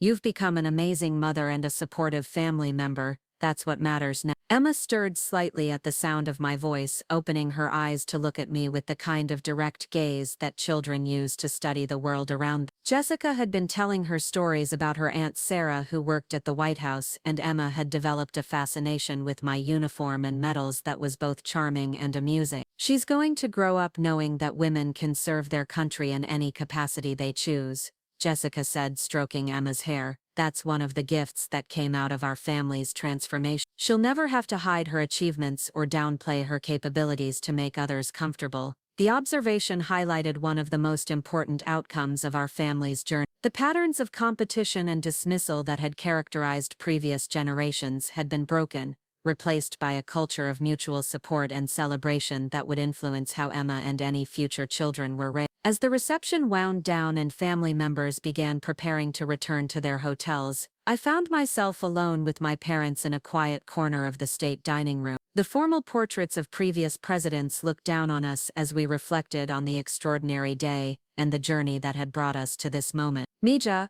I want to apologize again for all the years when we didn't understand what you were doing or how important your work was," my mother said, her voice filled with emotion. "We were so focused on conventional measures of success that we couldn't see the extraordinary path you were creating for yourself." The apology was unnecessary at this point in our relationship, but it represented the ongoing process of acknowledgement that had become characteristic of our family interaction. My parents had learned to take responsibility for their role in the misunderstandings that had characterized our earlier relationships, and they'd committed to supporting their children's authentic achievements rather than trying to fit them into predetermined categories. "You raised me to have the values and work ethic that made this career possible," I replied. "The service and sacrifice you made as immigrants gave me the foundation I needed to serve my country at this level. I couldn't have achieved any of this without the strength and determination you taught me." My father nodded, his eyes bright with unshed tears. "We're proud of the woman you've become, Sarah, not just because of the medals and recognition, but because of the person you are. You've shown us that following your own path, even when others don't understand it, can lead to extraordinary contribution and fulfillment." The conversation continued as we discussed my next assignment, which would involve establishing a new intelligence center focused on emerging global threats. The position would require me to coordinate with international partners and brief allied leaders on intelligence assessments that would inform multilateral security strategy. As we prepared to leave the White House, I reflected on the remarkable journey that had brought our family from that confrontational evening at Romano's to this moment of celebration and recognition. The transformation had required sustained effort from everyone involved, but it had resulted in relationships and opportunities that exceeded anyone's expectation. The woman who had once hidden her Bronze Star in a box under her bed now wore the Defense Distinguished Service Medal with pride, knowing that it represented genuine achievement and sacrifice that had been recognized and valued by both her family and her nation. The intelligence officer who had saved lives through her analytical work was now positioned to influence global security decisions that would affect millions of people. Most importantly, I'd learned that authenticity in relationships requires the courage to be fully yourself, even when others don't immediately understand or appreciate who you are. The years of hiding my achievements and minimizing my accomplishments had served no one, while the decision to be honest about my capabilities and contributions had opened doors to opportunities and relationships that had transformed my entire life. The monthly family dinners continued to provide opportunities for maintaining healthy communication patterns, and Jessica's daughter Emma was already showing signs of the confidence and authenticity that would allow her to pursue her own dreams without fear of family judgment or competition. The story that had begun with mockery and dismissal had become a testament to the power of truth, forgiveness, and genuine change. The family gathering that had once been a source of pain and frustration had evolved into a source of strength and support that would influence generations to come. Up next, you've got 2 more standout stories right on your screen. If this one hit the mark, you won't want to pass these up. Just click and check them out.